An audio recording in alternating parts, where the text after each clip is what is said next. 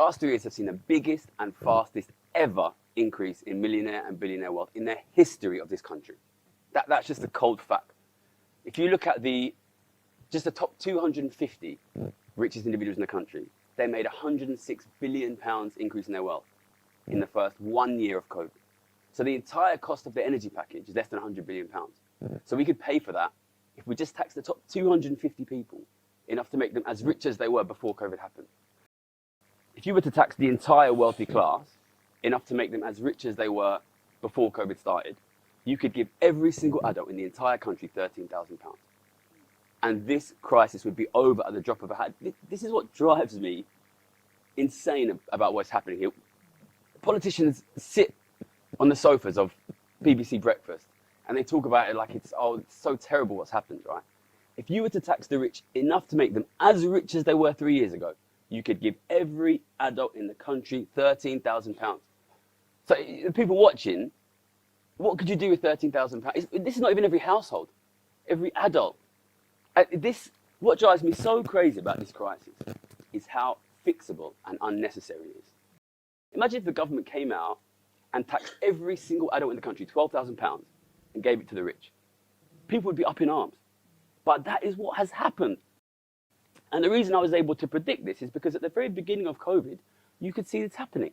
You knew straight away that things like furlough, and I'm not against furlough in any way, you could see straight away it was unbelievably expensive.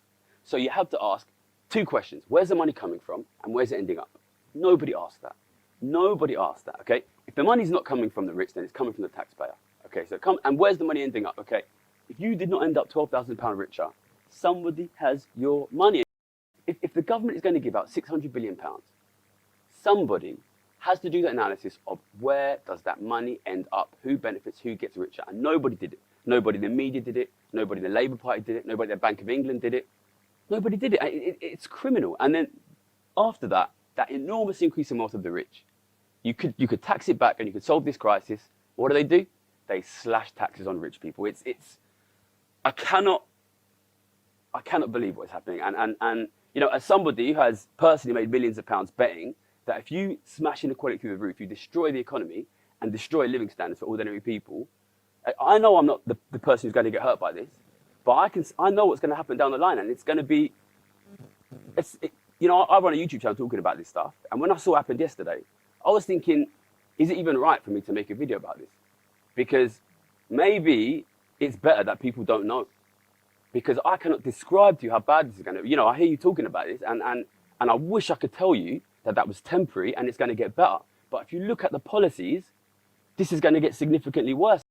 For me, what it shows is the Conservative Party kind of pretended to be ideological about austerity.